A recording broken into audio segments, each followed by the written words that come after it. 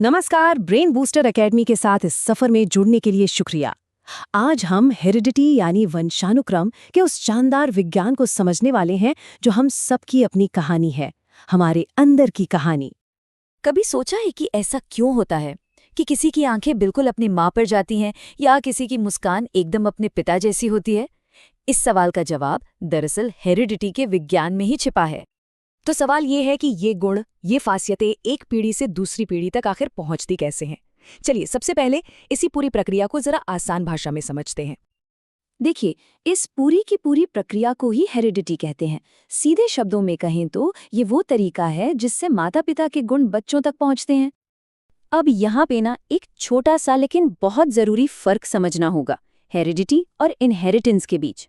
अगर हेरिडिटी गुण पास करने का पूरा प्रोसेस है तो इनहेरिटेंस उस प्रोसेस का नतीजा है, यानी वो खास गुण जो हमें विरासत में मिलते हैं। तो फिर इस विरासत की सबसे छोटी, सबसे बुनियादी इकाई क्या है? वो है जीन। ये हमारे डीएनए का एक छोटा सा टुकड़ा होता है जिसमें किसी खास गुण के लिए निर्देश मतलब इंस्ट्रक्शन छिपे होते हैं।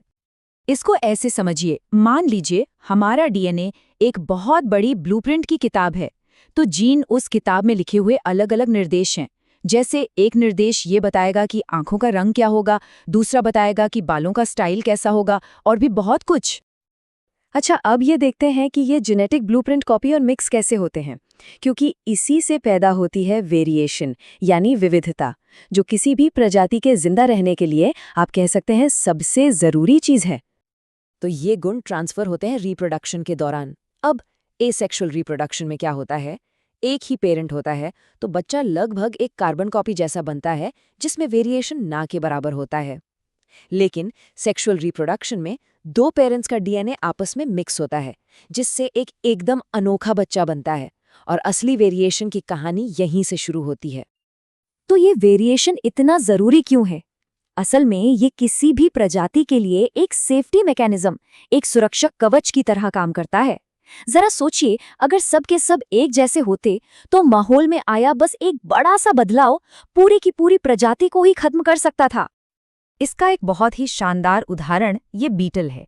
भूरे रंग वाला बीटल पेड़ की छाल में आराम से छिप जाता है, लेकिन बेचारा हरे रंग वाला बीटल शिकारियों को, जैसे पक्षियों को, दूर से ही दिख जाता है।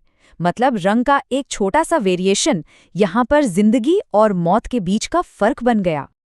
तो ठीक है, हमें दो माता पिता से जीन मिलते हैं, पर सवाल यह है कि उनमें से कौन सा गुण दिखाई देगा। चलिए इसके पीछे के नियमों को समझते हैं। इसको ऐसे समझिए कि जीन हमेशा जोड़ियों में काम करते हैं। कुछ गुण डोमिनेंट होते हैं, यानी काफी मजबूत। अगर इनकी एक भी कॉपी मौजूद हो तो यही वाला गुण दिखेगा। वहीं दूसरे गुण रिसेसिव होते हैं, जो थोड़े दबे हुए रहते हैं। ये बेचारे तभी दिखते हैं जब इनकी दो कॉपी एक साथ मौजूद हों। इन नियमों की सबसे पहले खोज की थी ग्रेगर मेंडल ने, और इसी वजह से उन्हें फादर ऑफ जेनेटिक्स यानी आनुवंशिकी का जनक भी कहा जाता है। मेंडल ने अपने मशहूर एक्सपेरिमेंट के लिए मटर के पौधों को चुना। जब उन्होंने एक शुद्ध लंबे पौधे और एक शुद्ध बौने पौधे का क्रॉस कराया, तो जानते हैं क्या हुआ? हैरानी की बात यह थी कि पहली पीढ़ी में सारे के सारे पौधे लंबे थे। बौनापन वाला गुण तो जैसे कहीं गायब हो गया था। लेकिन कहानी यहीं खत्म नहीं हुई। जब इन लंबे पौधों का आपस में क्रॉस कराया गया तो दूसरी पीढ़ी में वो बौनापन वाला गुण फिर से लौट आया। और मेंडल ने ये भी देखा कि दूसरी पीढ़ी में लंबे और बौने पौधों का अनुपात हमेशा 3:1 ही था। ये कोई मामूली बात नहीं थी, ये एक बहुत बड़ी खोज थी जिसने ये साबित कर दिया कि विरासत कोई तुक्का नहीं है, बल्कि ये तय गणितीय पैटर्न पर काम करती है। अब जरा इस पूरी चीज को एक बड़े पैमाने पर सोचकर देखते हैं। जब ये छोटे छोटे वेरिएशन लाखों सालों तक पीढ़ी दर पीढ़ी जमा होते रहते हैं तो आखिर होता क्या है? छोटे छोटे वेरिएशन और बहुत सारी पीढ़ियां, ये सब मिलकर क्या बनाते हैं? वो बनाते हैं इवोल्यूशन यानी विकास।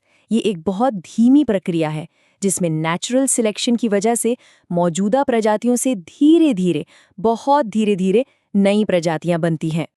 इसका मतलब ये हुआ कि इस धरती पर मौजूद हर जीव, चाहे वो कोई मछली हो, पक्षी हो या फिर इंसान, हम सब एक कॉमन एंसेस्टर यानी एक समान पूर्वज से जुड़े हैं। समय के साथ जो वेरिएशन हुए उसी ने जीवन को इन अलग अलग शाखाओं में बांट दिया और इसी वजह से आज हम इतनी तरह तरह की प्रजातियां देखते हैं। लेकिन एक मिनट, क्या ये सिर्फ प्रकृति ही कर सकती है? नहीं, इंसान भी इस प्रक्रिया को अपनी मर्जी से दिशा दे सकते हैं और इसे कहते हैं आर्टिफिशियल सिलेक्शन। ये एक बहुत ही मजेदार उदाहरण है। ब्रोकली, पत्ता गोभी, फूल गोभी और केल, ये सारी सब्जियां एक ही पौधे से आई हैं, जंगली गोभी। इंसानों ने हजारों सालों तक अपनी पसंद के अलग-अलग गुणों को चुन-चुनकर इन सारी नई सब्जियों को बना दिया। कमाल है ना? एक जंगली पौधे से लेकर सब्जियों से भरी पूरी एक दुकान तक।